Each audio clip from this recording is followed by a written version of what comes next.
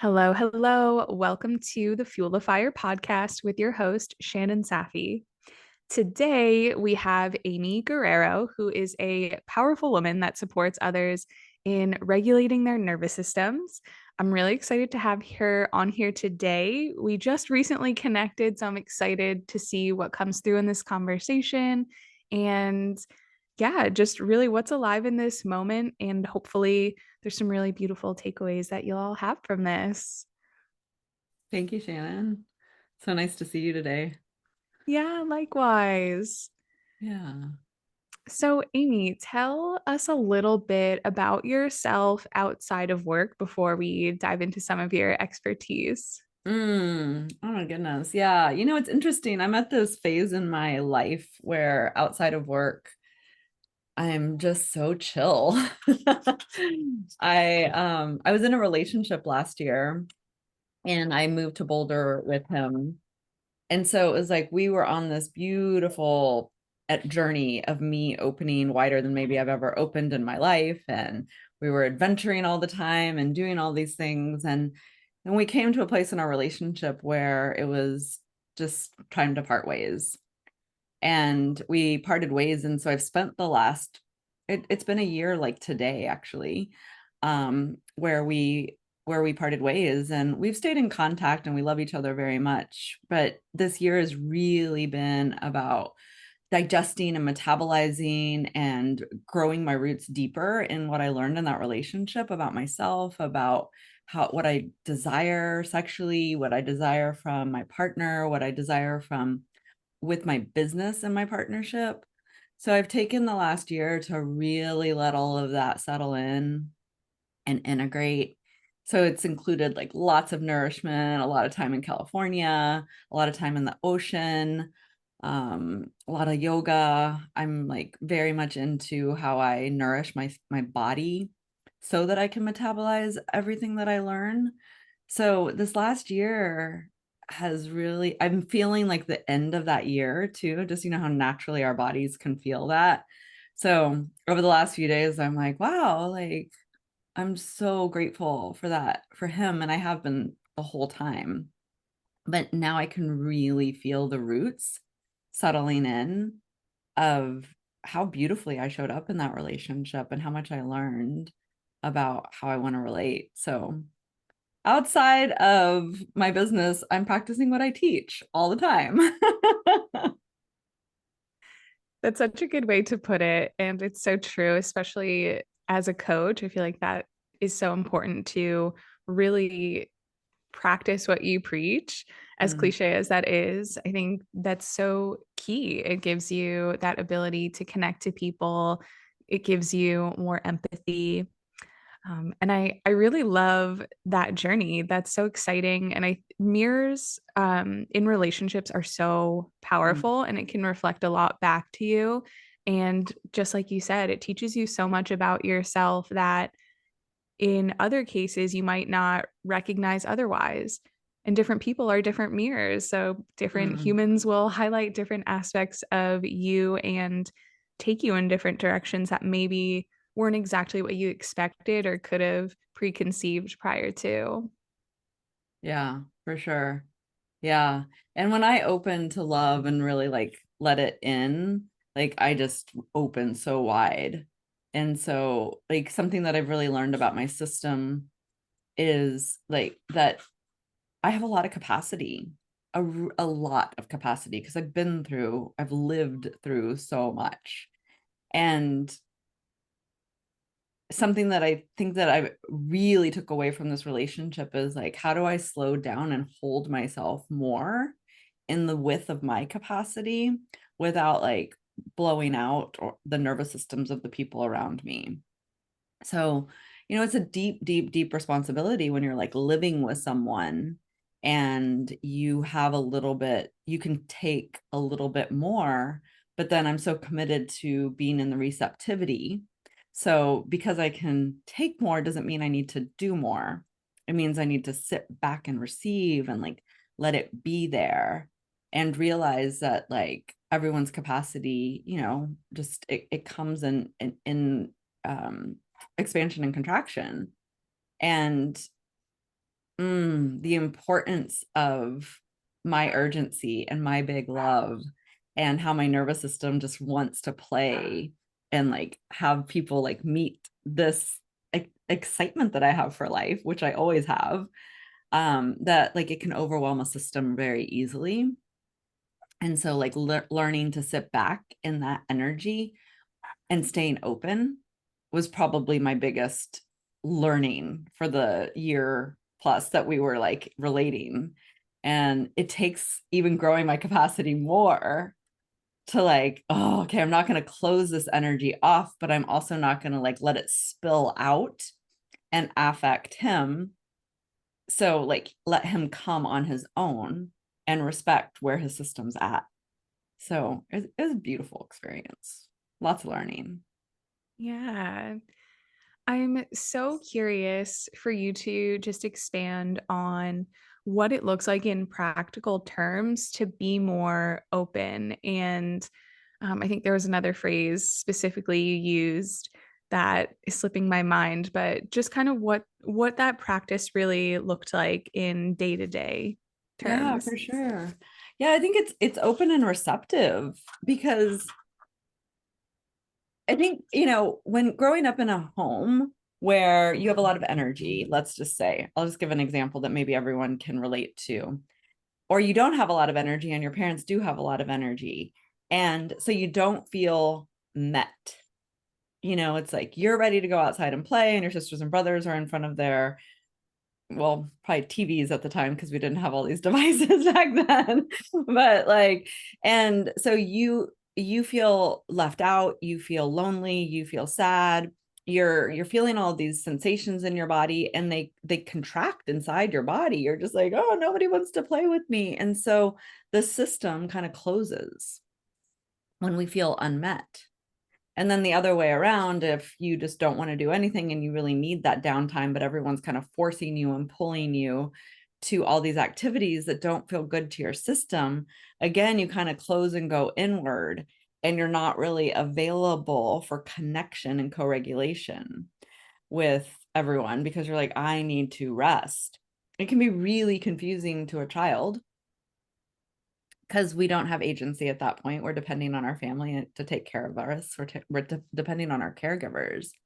And then when we get into a relationship, when we feel unmet, we can go into those same survival strategies where we shut down and we feel unmet, and then we make them wrong for it. And we feel frustrated or angry and don't know how to communicate it clearly and consciously and compassionately. And so to stay open is like, wow, I feel unmet right now, and it's not his fault. Like he truly doesn't have the capacity for it. So it's bringing that consciousness and holding my younger part and knowing like I can go out and do this on my own without him, and we're going to be okay. I can trust that.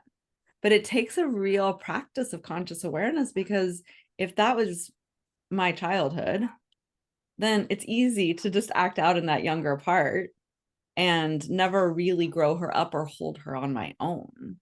And so I just started to notice I had this pattern really strong in my relationships before where I would feel unmet, and I couldn't help it. I would just slide down into like a functional freeze where like my body was still moving, but I just didn't have a lot of access to communicate like, hey, I need some help around here.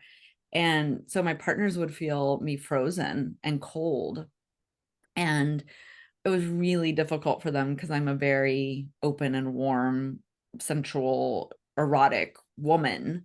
And so they'd be like, what's wrong? And then I couldn't get words out to explain it. And then it would just cause like massive ruptures. And I didn't call them that then, but like it would cause fights and tension, because then they would try to fix me and I would get more annoyed.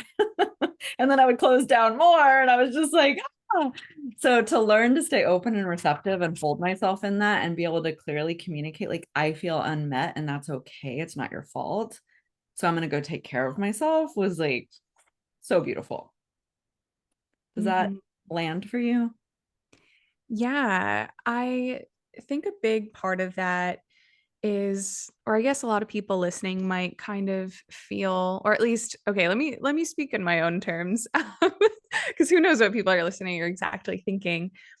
Just from past experiences with clients and friends and just conversations around relationships, I think it's really easy to get lost in projecting what you're feeling onto the other person and feel that it's something that they need to shift in order for you to feel safe, for you to feel met in the relationship.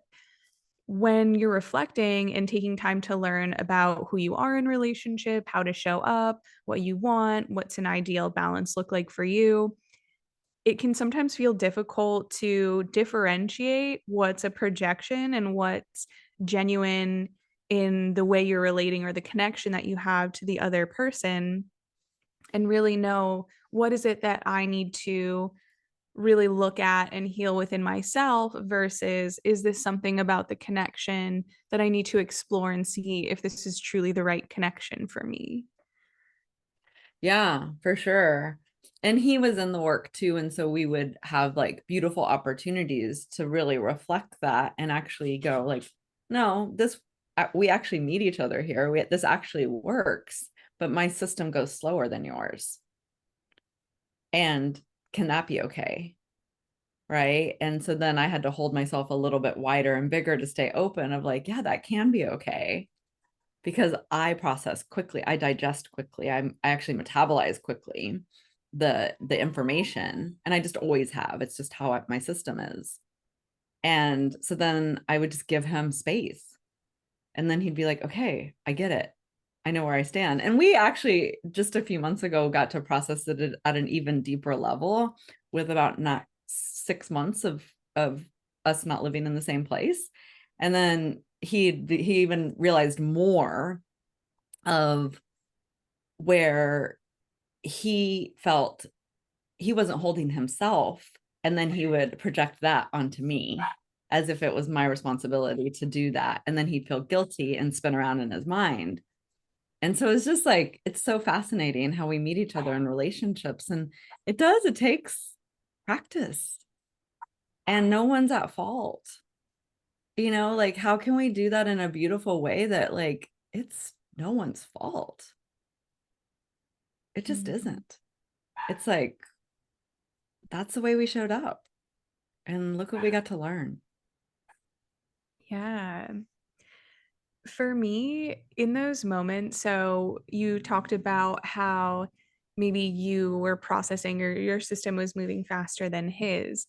In those times where you have to hold space for the other person to explore or reflect on the certain situation, how do you move through that? Because I know for me, like sometimes anxiety comes up or it's something that might play on my mind and I feel difficulty with showing up normally in the relationship until this thing is resolved or until there's more reflection on this subject. Yeah, beautiful. Thank you for asking that question because that was probably one of the biggest things that I worked with to get to where because when he was very clear about how a system moved slower, then I'm really great at communicating. So human design, like the only things that I have defined are my sacral and my throat. So I can bring things through quickly and easily. And so I was like, okay, it would be really helpful for me to hear you say, I need time to digest this. Like, can you give me a moment here? And then tell me when you can predict being back to complete the cycle that we're in. Because if you leave me hanging, I have abandonment wounds, and my anxious attachment will come for you. It will. And so I explained it. I mean, this was in our first like week together.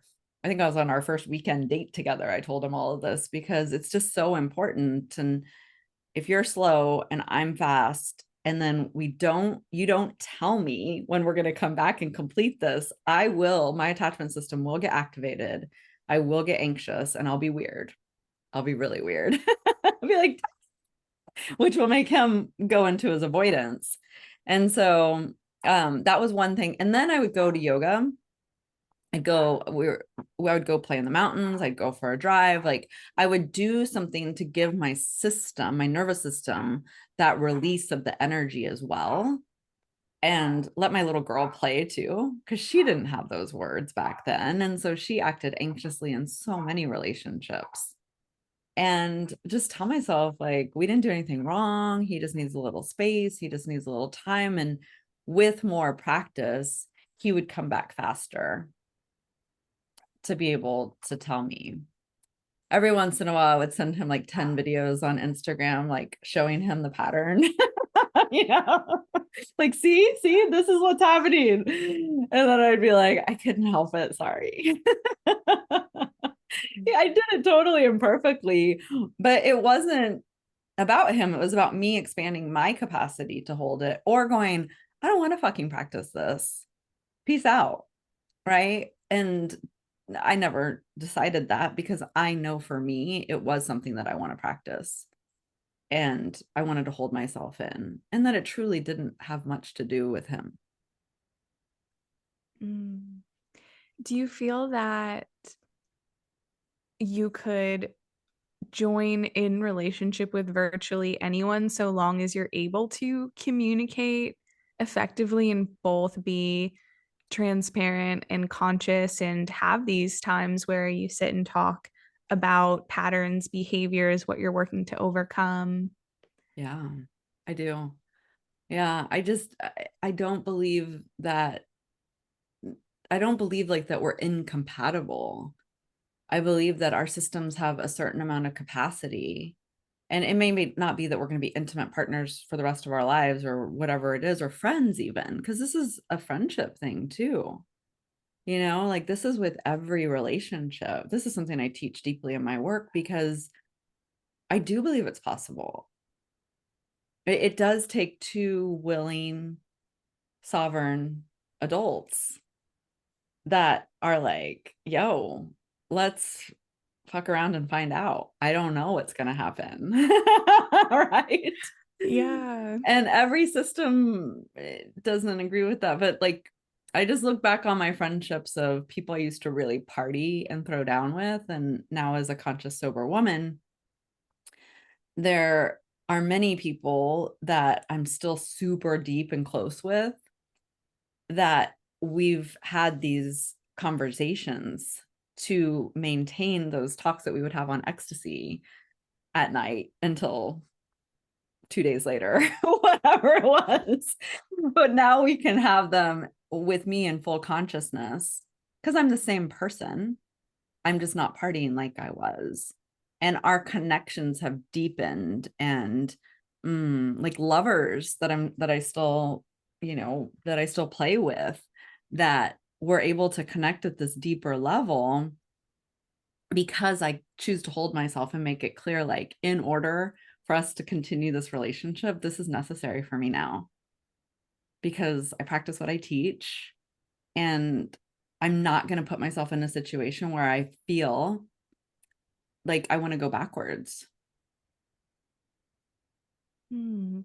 So when you say play, would you say like you're open with multiple people or multiple past lovers or Yeah, that's where I am at this journey of my life. Like when I was in partnership, we were monogamous for a while, and that was his first time to be monogamous in a long time too. So, but right now, this year, I'm just like, I don't want a boyfriend. I just needed that time to digest everything that happened. I just wasn't ready. I still love the man. And like, I'm like, I can have lovers right now, but I can't have like deep, intimate, day to day relating. One, because I'm in a healing process too, because like I'm not living anywhere permanently. And so I'm just like moving around a lot. And I'm like, this just works for me. Things will shift. yeah. I'd love to hear a little bit more about how you feel like it is to be open with multiple people versus being monogamous in a monogamous relationship. Like, how different do you feel your nervous system has to be, or are there different practices you have to do to be able to hold like multiple playful relationships versus one monogamous, serious, committed relationship? Yeah. I think from the nervous system capacity, it's the same nervous system work, Mm. right? And it's interesting because before I got sober, before I was, well, I don't even like to use that word. Like before I remained abstinent from alcohol and drugs, like it was pretty common for me to have a partner, and then something would happen in our relationship where it would open. And then it was either I would be like, I need to see other people or da da da. But it was always so messy. And I wasn't really able to hold it. And there was alcohol involved and there was all these things. And I could tell my partner the truth of like, I don't feel met here. And so I'm probably going to have sex with somebody else or do this or do that. Like I could communicate it, but my behaviors were really messy and out of control. And so when I stayed abstinent from alcohol, I took 4 years of celibacy, of just nothing, to just really clean my system to feel what's really true for me. And so in the last almost 8 years, it's been this interesting dance of like learning to hold and really figure out what it is that feels best for me and what I really desire and how I want to be met.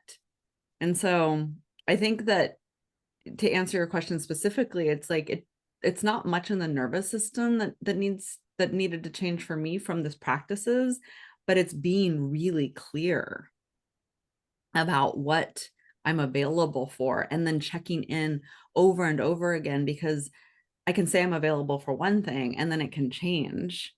And like for the masculine men that I primarily enjoy being with, and I do have a tendency to go to old lovers because of the familiarity, so there's like an established relationship there. um like when I change my mind, that can whack them, where I'm just like, oh, I'm not available for that today or anymore.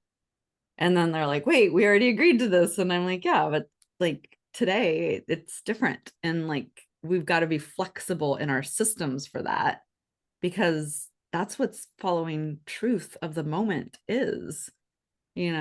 So I think it takes a lot of consciousness to relate, period, but especially to relate to more than one person at the same time Yeah. in an integral way. Mm. I feel like that's key. Yeah, and I don't see a lot of that, but I'm starting to see more of it. Yeah.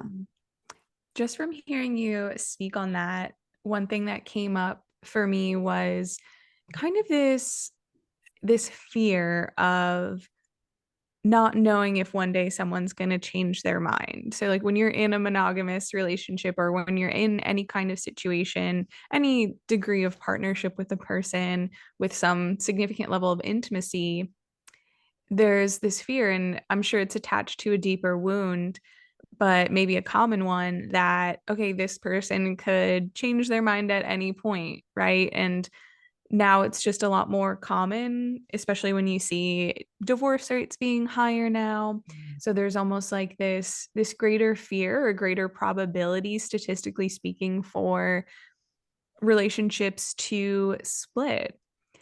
How would you navigate that feeling Mm. just in terms of making peace with it or relieving the anxiety from it or regulating your system to not constantly be on alert or concerned about it? Yeah, it's a big one. And thank you for bringing this in, because I think so many people don't have words to explain it. And I'd love to expand on this because I have that wound, right? Because my mom split like right after I was born. So I have that abandonment wound. So my nervous system, my animal body is constantly scanning the environment for, are you going to leave me? Not just in my intimate relationships, in every relationship. Like it's just my animal body will always have that intuitive survival strategy, period. And so deeply knowing that about yourself, listeners, like if you have that, really fully approving of it, knowing it deeply. I tell all of my friends, all of my partners, all of my students that I have that.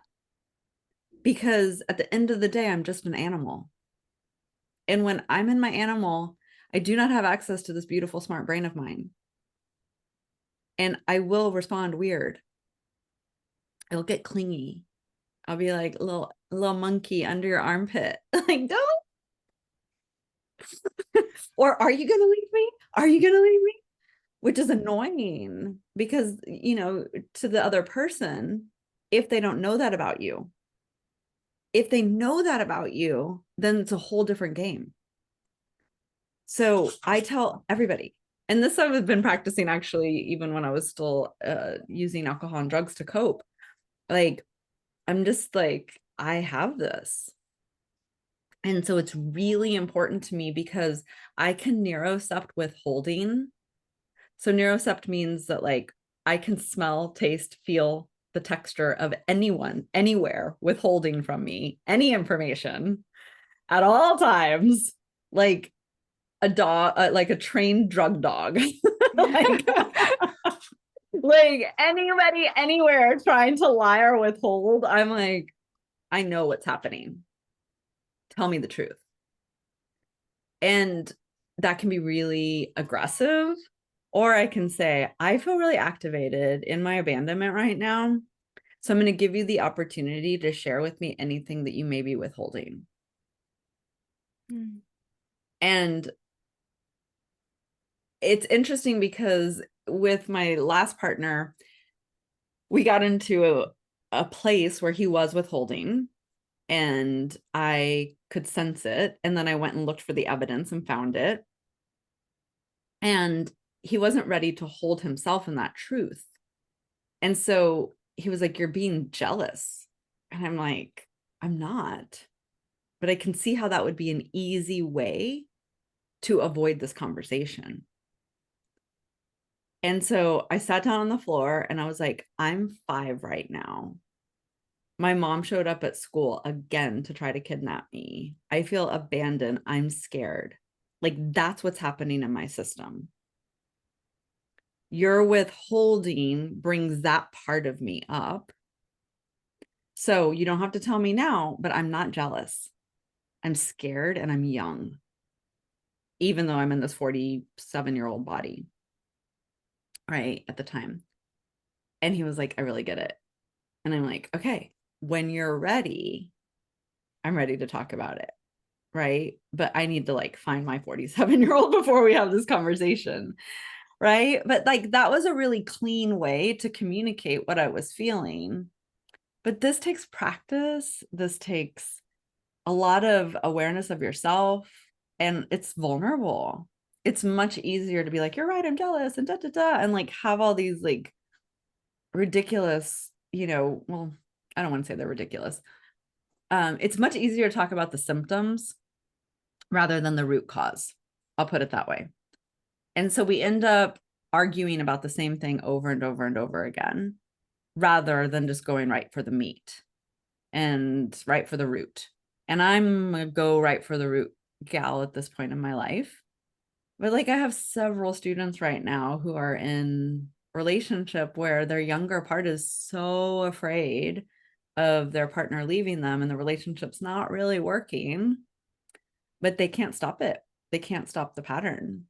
And so I'm just really working with attuning them to their younger part until we get to the spot where their self in their leadership can just hold that part of them and realize that they're making these decisions to stay out of fear and neuroception of danger of being alone forever, which is not like what your beautiful, smart, conscious person connected to God and everything bigger than you is thinking. But that little part of you is like, so does that land? It does. It does. And I really feel like, because it just makes me, as you're speaking, I keep reflecting back on different scenarios and different examples in my own life in ways of relating where previous patterns, it was a lot more challenging to like own my shit or own my part of the pattern of recognizing when I am activated or when a part of me is not like, what's the word? Like regressing to a previous emotional wounding pattern. So it's like, oh, I'm in my child element where this wound is feeling activated and this is what's coming up. And then this is actually how I'm dealing with it. And now I see myself as when these feelings come up, I have so much more consciousness, and it took a long time to finally say like, okay, I'm going to break this pattern and start to show up differently in relationships and own my role in why relationships were not working. Mm. A big thing for me once I started to notice that was just being able to communicate that to someone else. And I guess, the curiosity, like now in my relating patterns, like I think with my current partner, I can communicate clearly, hey, this is what's coming up. They receive it, they understand, they process, and they're willing to meet me there and reflect on what role they played in it.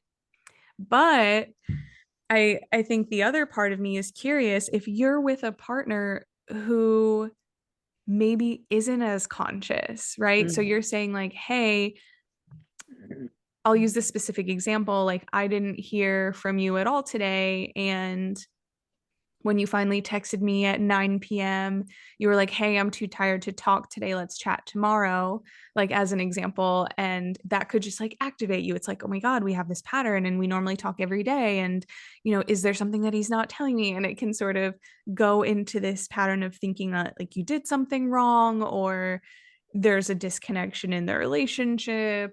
Um, Mm. like how do you handle that if they're not willing or ready to talk about what's truly going on their end? Because I think sometimes you might sense, okay, are they truly tired, or is there something else going on? Like, is there an unprocessed emotional experience they're having? And like, say that pattern carries on for a week and you're like, okay, something's definitely off with this person. I'm recognizing their pattern that activates my pattern. Like, how do Mm. I overcome this if they don't have the consciousness to know that it's not me that's causing it, but something within them? Yeah. Oh, it's such a good one. Okay, so there's a few things that I want to say here because I think that like I work with a lot of men, and so I can speak from the masculine man's perspective, and then I can speak from the feminine bodied, feminine woman perspective as well. And then I'd work with gender fluid people, but they still seem to have like a place where they respond from. Um, we have this really, as women, we have been coded like with so much it's my fault, with so much it's my responsibility, with so much over thinking, over analyzing, feeling dropped, and then going into our minds to like whip it around in 300 different directions and then go to bed with our phones close to our heart, like, I don't understand what's happening and he doesn't have the capacity to hold me here, and I think sometimes it's the very uh like hard decision of just like, he's not my guy because he's not willing to do his own work to get here. He's not, as I would say, like on his mat, and he's not willing to go to work with a third party with me, and maybe this isn't working. But sometimes what I notice women do is like they stay there and they look for evidence that it's their fault, and they work harder and harder and harder and harder with their therapist, with their group coaching, with their this, with their that, with their food, with their da da da. They go into this masculine doing mode of like, if I change, he's going to change. And I'm like, okay, maybe, but I don't think that that's really what's called for. I think it's just a pattern that we've developed, that we've been coded with, like, be the good girl, like do everything to make him happy. And one day he'll magically show up for you and have all this emotional capacity. Oh, probably not. And then for really masculine men, they have often this wounding of like, men don't talk about their emotions.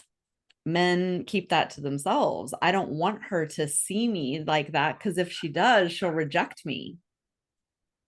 And just right there, we're just missing each other. And so often I'm like, can we be in the invitation that he's a super hyper masculine man who's been coded with, it's not right for him to process this stuff with you. And so, can we, if he's open to it, can he find a different new way to process that with other men, or in some kind of, work with someone where he can open that up and realize that that's not the true coding of his system, because he feels unmet too and he's scared too. But if he's a no to it, he's a no to it. And if she's a no to it, because sometimes I'll meet men who've been on their mat, like with me, for instance, like they open, they get like erect in their spine and open in their heart. And they're just in there like, oh, just this place where I'm just like, brother, oh my gosh. And then their partner is like, this is too much for me, because she's so closed and she's so in her masculine, doing ways. And he wants her to soften now because he's ready for that. And then it's the same thing where it's like, then he feels unmet and she feels like, why is he so fucking emotional? Why, he's like, why didn't you call me to check in when you got to the hotel? And she's like, oh, I was at the bar. I don't understand, and it's just like, it can go through either, whatever sex and sex genitalia we have. It doesn't really matter. It's just like, it's these patterns and this coding on our systems of like a choice. And to communicate, my suggestion when someone's in that holding their phone and going to sleep with it, waiting for them to text back, is like, can we start practicing holding yourself and showing them how painful it is that they're not showing back up for you. But if you go to try to fix them, coach them, mommy, daddy them, like, it's going to completely blow up the relationship because there's no agency there. And you'll end up in a relationship where there's power over instead of power with. And that's just no fun at the end of the day. It might be familiar. Your younger parts might like it. Your parents might live like that. Your grandparents might live like that. So it'll feel really familiar. But if you're on the path of consciousness, at the end of the day, it's not going to be fulfilling or satiating. Mm, beautifully said. Beautifully said. It's so easy to stay in relationships that feel familiar and comfortable, even though there's internally deep down a part of us that recognizes this isn't healthy, this isn't optimal, it could be different. The challenge with that is it's like that fight between the head and the heart. It's the logic piece saying, yeah, that deep down there's that piece of you that knows something needs to shift in this relationship, otherwise it's not going to have longevity. But then the other part of you starts to say, well, look at all of these good things that I should be grateful for. Look at all of these other positive things that I'm really happy about. He's actually a really good person. What if I don't find someone else that has this degree of consciousness? Could I really leave this partnership and find someone that could meet me closer to where I'm at? And it just creates this feeling of stuckness in us because we can't walk away because we're convincing ourselves that it's okay. But we're not really thrilled to be in the space that we're in because we don't feel fully met or we don't feel fully seen. How do you know how to know when it's time to walk away from a partnership versus continue to have the patience and hold space for a person to reflect and shift a pattern that they're not recognizing within themselves? Hmm. Yeah, I love, thank you again. Like, what you said is so beautiful, right? Like, there's that journey between the heart and the head. And then there's a nervous system Mm, between there that connects everything. right? So when you say you feel stuck, you actually do, because there's like a mixed bag of frozenness and flightness. So you're fighting and flighting and you're frozen at the same time. Right? Like in your every time you get together, you're arguing about the thing, but then you can't actually move from the relationship. Right? So you don't feel satisfied, but you're arguing every time you're together. And then you're really not satisfied. And then you have makeup sex, which feels good for the moment, but then there's more resentment later. And my thing is like, and this is very unique to my lived experience, and then the hundreds of people that I've sat with over the many years that I've been doing this. It becomes this interesting pattern of the same, it lights up the same parts of the brain that chemical dependency and addiction lights up, because it's very interesting what happens biochemically in this process, because then we get into this pattern where we're getting dopamine hits for every time we get through a little bit, and then there's an expectancy that it's going to change from there. The behavior doesn't actually change. We go down low, so serotonin, dopamine drop, there's that little bit of depression, there's telling all your friends about it and being like victim to your relationship and your choices, and then you go and you have the argument again about the same thing, and you get all this dopamine and all this rush because you get somewhere again, because you don't want to break up because you're chemically dependent on each other. And then you have sex and you're like, oh my God, it's going to be okay. And then a week later, bam, you're in the same pattern. And then it becomes this like love addiction, relationship addiction, sex addiction, like whatever. I don't love the word addiction. That's not my bag. It becomes a chemical reaction that your body gets so fully familiar with that you can stay stuck there for years with the anticipation that one of you is going to change. And it actually feels okay. It feels good. And you've trained your system to that familiarity. And so it becomes even more difficult to know when to leave, because you feel split down the middle and you're kind of high on this circular pattern that you're in. It's it's so interesting to observe.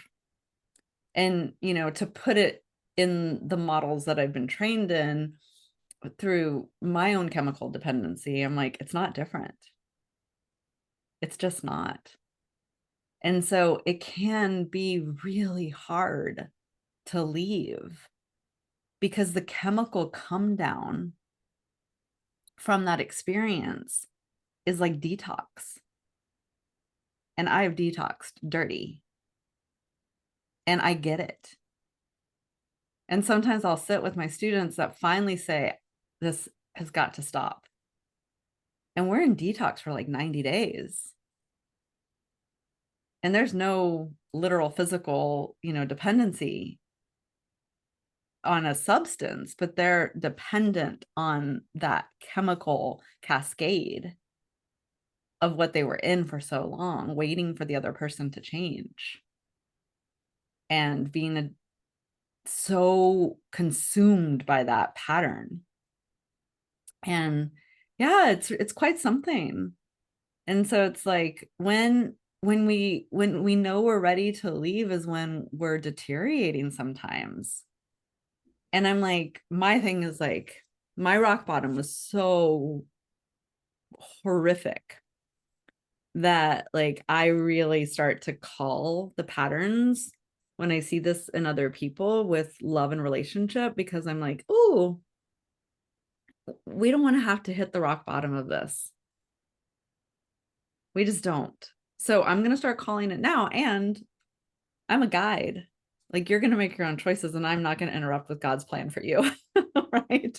Mm. Like, at the end of the day, you're a sovereign adult. I'll just give you all this information, and then you'll decide to get on the new groove, which is going to require a detox. And it's not a 2 week detox, y'all. Like that's why I've spent the last year mostly single, because it would be old behavior for me to have gotten back into a relationship right away. Now, for me to play with some familiar friends and like have a good time, totally a different thing. But if I would have gotten back into another relationship right away, then that would have been my old behavior. And I'm not willing to play in that playground anymore. And so now I've had all this time to metabolize it. And I'm like, oh, I can be in a relationship again now. Right. And so, yeah, I can go on and on about that, Shannon, because there's so many parallels that I think, we don't spend a lot of time talking about because people have such a stigma around that chemical cascade of reactions that we call addiction. And where, in my opinion, everyone experiences that chemical cascade of reaction, but they don't want to call it that. So let's call it something else, but let's call it, because it'll help you get out of the cycle faster. And just like you started and you reflected to me so beautifully, like every relationship isn't forever, but it is definitely there to be a mirror for you. And every person can teach you something beautiful when we start practicing letting go when it's no longer working. Mm. Yeah, that's so well said. And I really appreciate you kind of breaking it down in that way. And I love your phrase of just like, we just have to call it. Like, yeah, whatever you want to call it, whatever aligns with your wordage or beliefs, but it's a thing and we just need to acknowledge it. And Mm-hmm. it's hard sometimes to take full responsibility for these things and to own this in yourself because it's so much easier to externalize it and say it's not me, it's them. And if I just had a different partner, things would be different. And we search and search and search when in reality, it's work that we have to do internally to be able to be with a partner and actually make it work and to hold space for each other to process and move through these different things. I think now, especially, it's just so easy to find a new partner because everyone's out there. And I think there's just a greater feeling of loneliness in people than ever before, even though we have so much more opportunities for connection. I think it's that quick fix that we've gotten so accustomed to seeking and that instant gratification. So it's like, okay, we just enter these new partnerships without ever really reflecting or changing old patterns, and the newness is exciting and your system is excited and you start to idealize what this new partnership could be, and you project this image onto them about like, yeah, this could be the one, they're this and this, and it's just like an image you're creating in your head without really changing your system or like even seeing the person for who they truly are, which is a human that also has growth to do in this lifetime. Yeah. When I first started going to 12-step meetings, and I didn't last long in those rooms because it just didn't resonate. But I remember saying, like, in my second meeting, like, fantasy was my first drug of choice, Mm. because to live in my little body when I was 2, 3 years old was so hard. I had such a strong fantasy world that it was hard for my dad to like connect with me because I dissociated that way, which was a brilliant survival strategy. But when we're doing it as adults in our relationships, it's not working. And if you just want to play in that, then you've got to strengthen your nervous system to play in the fantasy world and be a sovereign adult, which means probably having multiple partners and being in these communities where that's okay. But if your true desire is that deep intimacy, which mine is, like, you got to own that too. And so it's just like, but if we keep living in fantasy, it's a very strong chemical response in there. Mm, truth. An hour flies by so Oh my quickly. gosh, I it's been an really, hour. And it's so yeah. funny. I never in a million years would have thought that this is where it would have gone today. And I'm so glad it did. It felt so delicious to talk to you about this and like really like feel this all the way through. Thank you. Yeah. Thank you. I know when we first spoke about doing an episode, it was kind of like, what should we talk about? And we're like, it's just going to take us where we need to go and we'll see what comes up. And I think it's really fun that this came up. I think relationships are so powerful. So often we think about them through a really narrow lens or just a fraction of our life. But I feel like it's through relationships that we really learn who we are. It's like a really great opportunity. And almost just like an expedited way to learn you. So it's like the more you're around other people, the more you see about yourself, especially when you reflect back and you're kind of like, oh, I felt really activated in this way. This must mean this about me, or this is something I need to move through or work through. Yeah, I feel like it's like an incubator for growth when sometimes people maybe look at it the other way. Like, I need to spend, like, I mean, it's a healthy balance. Like, spending time alone versus spending time with other people, they're both valuable in their own respective ways. But yeah, I love that this came up, and Me I'm too. excited to hear what people really took away from this or what was reflected in them from listening to some of these stories and observations. Yeah, thank you. Yeah. Yeah, beautiful. Awesome. Well, Amy, if they enjoyed this conversation, how can they connect further with you? That's Instagram and everything. Facebook, all of the things are at Regulate with Amy. That's the best way to come into my field. And then if you like it, there's the pathways are like very clearly laid out where I have a school that you can just come in and meet with me once a month and take in hundreds and hundreds of hours of yummy content on relationships, on money, on business.